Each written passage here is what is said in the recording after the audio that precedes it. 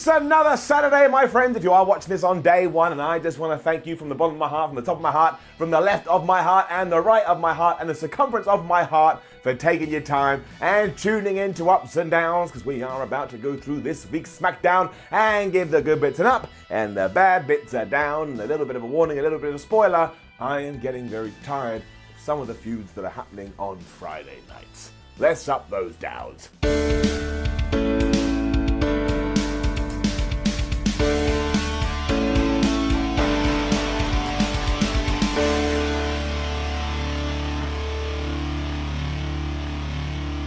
We kick things off on SmackDown this week with The Miz coming out to host Miz TV, because of course he can't come out and just cut a normal promo. He's got a talk show, and therefore it has to be the talk show. But even with that set up, he started by apologising to Kofi Kingston for what he did last week, and he blamed it on having a bad day. And we can understand that. We've all had bad days. Like the last time I had a bad day, I was walking down the street and I just beat up an old man. But when the old man realized I was having a bad day, he took my hand and we skipped off down the street, and now he is officially my new granddad. None of that is true. Miz didn't want to overly focus on this though, because instead he wanted to focus on his guest, who was the returning John Morrison. He came out with his old entrance, the slow-mo stuff, and fireworks were going crazy. And I will say that the comeback of John Morrison has been a little bit flat, but I'm also a big fan of John Morrison, so I'm kind of okay with this. In a nice touch, Morrison said that originally he was going to return at the Royal Rumble and he had this big elaborate entrance planned, but when he saw that his old friend The Miz was in trouble and having some troubles with The Fiend, he decided to come back early, especially because he heard the fans turn their back on The Miz, and because of that, the fans are absolute douchebags. That's right, Johnny Boy is a heel. Hangman Page, Morrison was about to go on before he got interrupted by the New Day, and they weren't best pleased at all. Now, obviously they just went back and forth for a bit, and they think The Miz is a big liar and boo to The Miz. He absolutely sucks. What I really don't like is how ha-ha-hee-hee Kofi Kingston is when it comes to his title loss to Brock Lesnar, because The Miz was all like, oh, you lost the beast in 6 seconds. Kofi was like, actually, Miz, it was 8 seconds, and I get it. He's trying to own it. He's trying to say, oh yeah, silly me, I should have done better.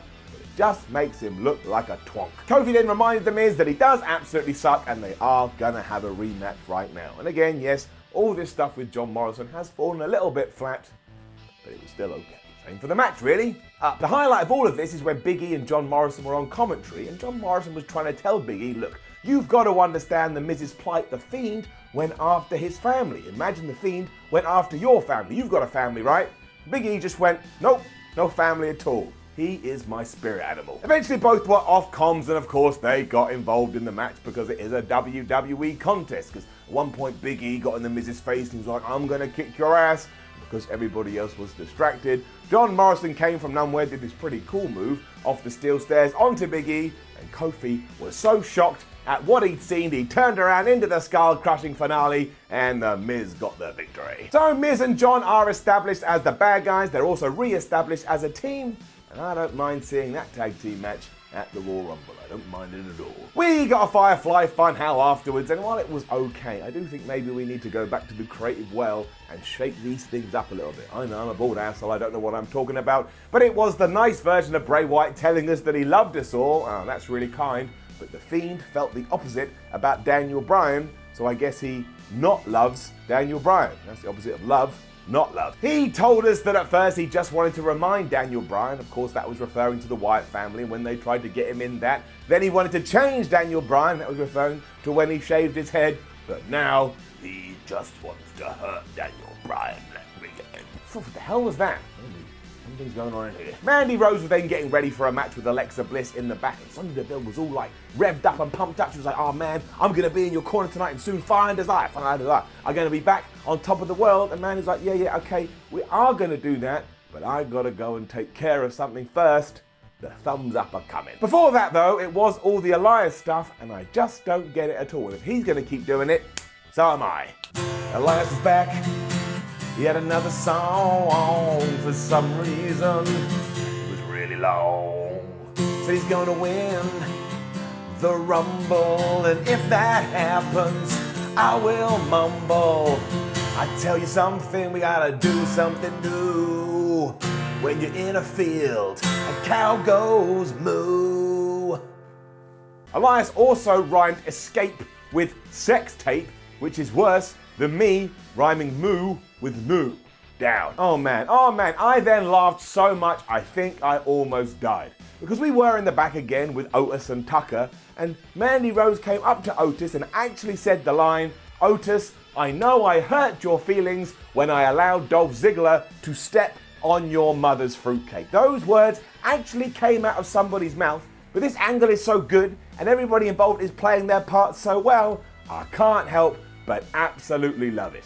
Give it up. Because Rose had actually gotten Otis an "I am sorry" cake, and you've never seen a happier man in your life. That's not true. Otis was the second happiest man in the world, because during this, I was the first. I cannot get enough. And Tucker's all trying to be a good friend, saying, "Man, you can't trust this lady. You got to focus on your career. You got to focus on wrestling matches." But Otis couldn't give two hoots. He got an "I am sorry" cake, and he is just elated. How is this so good? I don't know. And it kind of gets better later on. Also confusing, but I'm still aight with it. Because yeah, it was then Mandy Rose versus Alexa Bliss.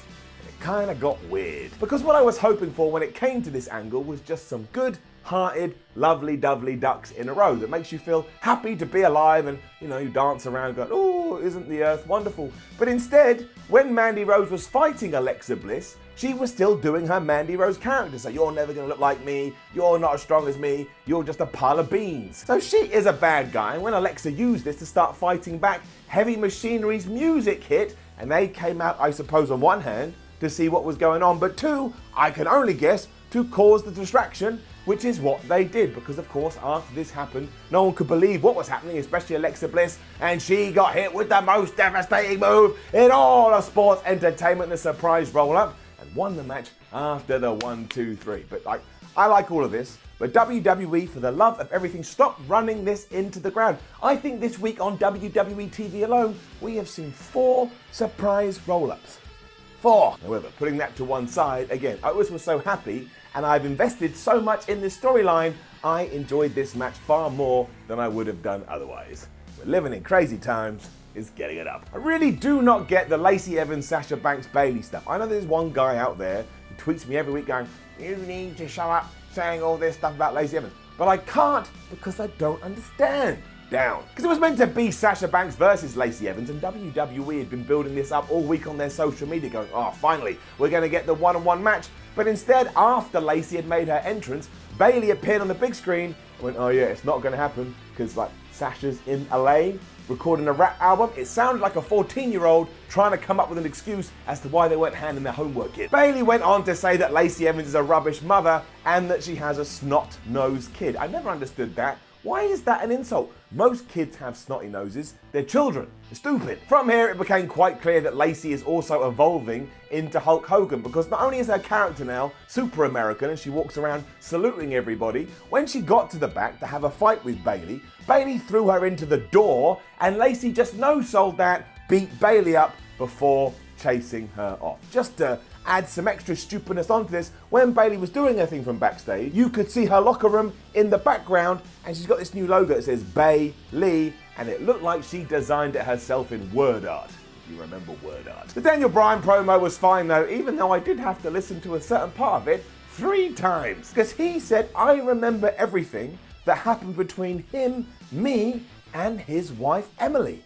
And I was like, who the hell is Emily? Have I just taken some WWE knowledge and chucked it out of my brain before I realized what he actually said was, "I remember everything that happened between me, him, and the Wyatt family." But I'm not joking here. If you have access to that clip, go back and watch it. Think of these words, it 100% sounds like it. Sister Emily. Crazily, Rambling Rabbit then appeared on a TV screen behind Daniel Bryan, and he was all like, "Daniel Bryan, I know the secret for the Fiend, and I'm going to give it to you." It's like some weird twist in the middle of a video game, but unfortunately for the Rabbit, Bray Wyatt caught him, and he was going to punish him quite bad, which he did later on in the show, because Daniel Bryan found a little package for him, and inside was a decapitated Rambling Rabbit. Now, you don't have to be worried about this. Rambling Rabbit will return. He's like Kenny from South Park, and all fair play to WWE.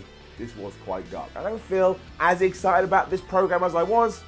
This was all okay. And unfortunately, it is a down for Braun Strowman versus Shinsuke Nakamura, because this to me is just a male version of Lacey Evans, Bayley, and Sasha Banks. I just don't really care.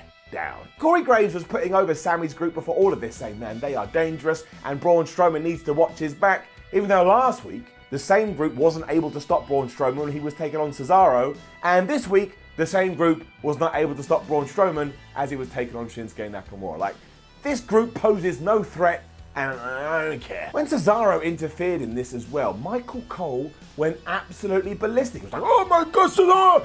I was like, everyone knew this was going to happen. Like I say, Sammy's squad, as I'm going to call them, did indeed lose again. And they tried everything under the sun too. Like, Cesaro was in there with a chair, but the referee caught him, and then Sami Zayn was giving the belt to Nakamura, but that didn't work. Eventually, Braun just picked up your Intercontinental Champion, gave him the power slam. 1, 2, 3. He will face Shinsuke at the Royal Rumble, and he will definitely win that title. The bottom line here, though, is that Cesaro and Nakamura have to dissociate themselves with Sami Zayn as soon as possible, because bring it down, you know what we've got to do. It's the Sami tally, and once again, we mark the board because Sami Zayn never wins. Even the groups he's managing never win. It's becoming a parody. I'm all right with Sheamus versus Chad Gable, though. I don't know why, but I am.